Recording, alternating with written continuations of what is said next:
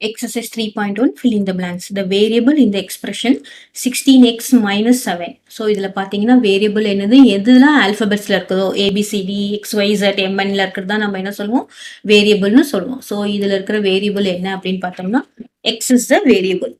Okay. Next, the constant term of the expression is given by. இதுல வந்து constant term அப்படின்னு பார்த்தோம்னா இங்க 2y இருக்கு. இது y வேரியபிள் இருக்கிறதுனால இந்த டேர்ம் ஃபுல்லாவே வந்து என்னவாயிடும் வேரியபிளா இருக்கும். இப்ப இதுல கான்ஸ்டன்ட் டேர்ம் என்ன அப்படின்னு பாத்தீங்கன்னா -6 இஸ் த கான்ஸ்டன்ட் டேர்ம். கிளியரா? நெக்ஸ்ட் இந்த எக்ஸ்பிரஷன் என்ன கொடுத்திருக்காங்க 25 third one 25m plus 14n. The type of terms are இதுல பாத்தீங்கன்னா இது m என்ற வேரியபிள் இது n என்ற வேரியபிள்.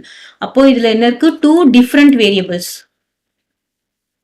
இப்போ 2 different variables இருந்ததுன்னா நம்ம அதை என்ன சொல்லுவோம் unlike terms அப்படின்னு சொல்லுவோம். கிளியரா? இப்போ இதுவே வந்து 25m 14m இருந்ததுன்னு வச்சுக்கோங்களேன், இதுவும் சேம் m சேம். இதை நம்ம என்ன சொல்லுவோம் like term அப்படின்னு சொல்லுவோம். கிளியரா? the number of terms in the expression இதுல என்னென்ன term இருக்குன்னு பாத்தீங்கன்னா 3ab ஒரு term 4c ஒரு term -9 ஒரு term. அப்ப டோட்டலா எத்தனை terms இருக்கு 3 terms. so what are the terms 3ab ஒரு term அப்புறம் 4c ஒரு term அப்புறம் -9 அப்படின்றது ஒரு term. the numerical coefficient of the term xy இப்போ இதோட கோஎஃபிஷியன்ட் நியூமரிக்கல் கோஎஃபிஷியன்ட் அப்படின்னா என்னது xy யோட இந்த கோஎஃபிஷியன்ட் இஸ்